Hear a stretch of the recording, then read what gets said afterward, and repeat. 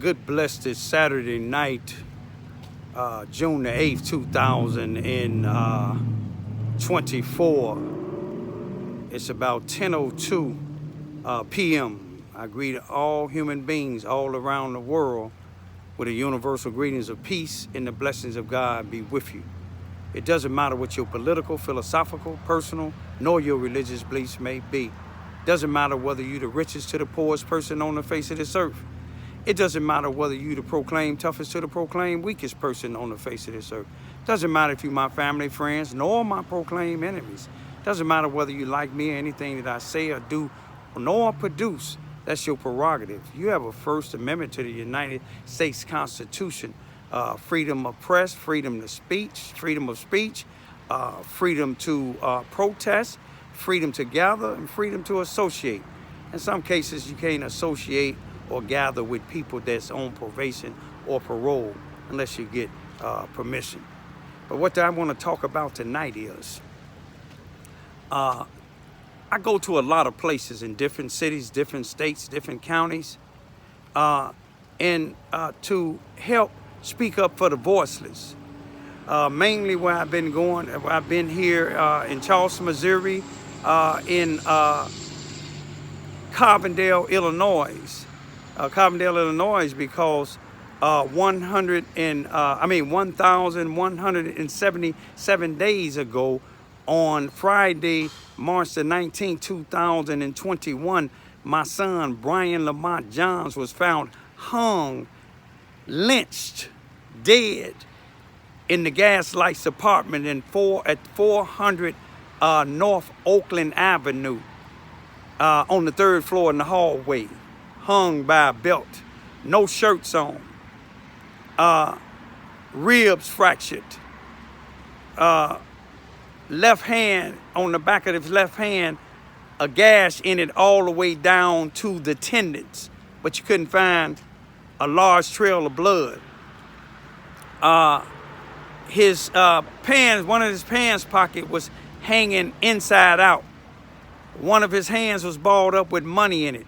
I ain't gonna keep on speaking about what was wrong with him. I mean, what I want to just say is, some people, I go to some of these protesters, some of these marches that they saying stop the violence, and these organizations, 9 out of 10 times, or 10 out of 10 times, the organizations that's doing the marching, now most time they have police around.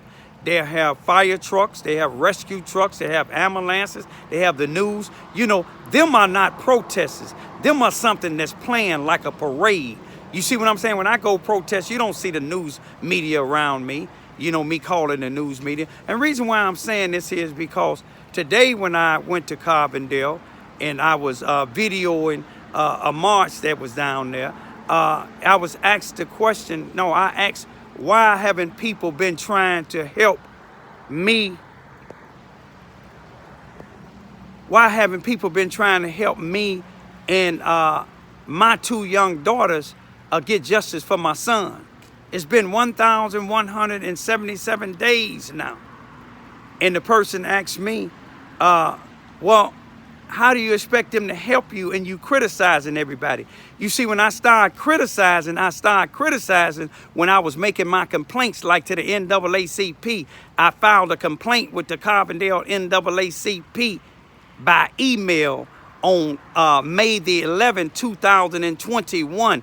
It took them 30 days to respond after I emailed Linda Flowers, who's the president of the NAACP in Carbondale, Illinois, and Nancy Maxwell, who's now a city council lady in Carbondale, Illinois. Also, at the time, when I filed this thing, she gave me the paperwork, and she was the CEO, president of the Carbondale, Illinois NAACP legal department. They didn't answer my complaint that I filed by email on May the 11th, 2021. So 30 days later, I got Linda Flowers and Nancy Maxwell personal emails. I emailed them then in June. Linda Flowers answered me about, I think, a week or so later, maybe a few days later, and she said that it's being put on hold until the Carbondale, Illinois Police Department and the prosecuting attorney finish their investigation. The Carbondale, Illinois Police Department completed their investigation in August of 2021. The Carbondale, Illinois, Jackson County prosecuting attorney completed his investigation and closed my son's case as a suicide in September of 2021. It's been 3 years. Nancy Maxwell never responded, and Linda Flowers never responded again since then. But my answer to this individual was saying, how do I not criticize somebody that's in the political position to help? The same with the case of this individual that threatened me on May the 17th, 2024 there in Charleston, Missouri, Mississippi County, and I got it on tape. I made a complaint the same day. Police made a report a few days later, but they saying that they can't find this guy, Jamie O'Connor. How could you not find him and he on 6 years probation from Charleston, Missouri, Mississippi County? You can't be looking for him. Him and his girlfriend, Melissa Walker, is on probation, and they don't supposed to have dogs. I showed you since they got on their probation how they violated their probation, and she said on May the 1st, told the judge that she lives in Minor now, has an apartment in Minor, and she gave them the address, but they not looking for him. That's why I criticize people. You see what I'm saying? And whether y'all help me or not, it don't make no difference. Triple R has always got somebody helping. The Underground Railroad always got somebody helping.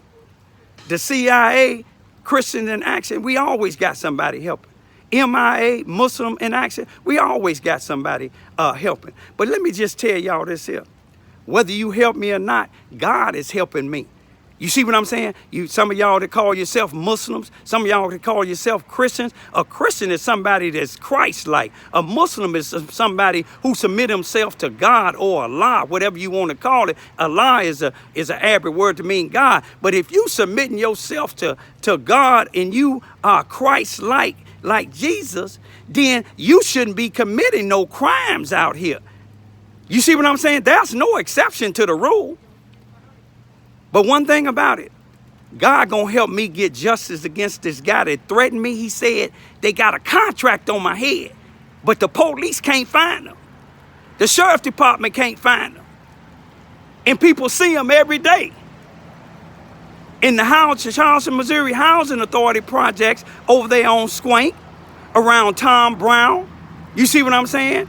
On Iron Banks, A.D. Simpson Park, in that big field on the other side of A.D. Simpson Park in Charleston, Missouri, that's owned by Rodney Jones, a sellout Negro, and part of it is owned by the city. But that's why I criticize y'all, because you ain't doing a damn thing. Peace be still.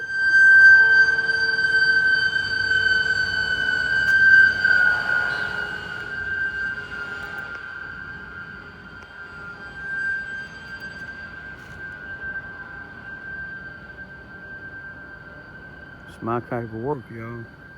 Saving lives.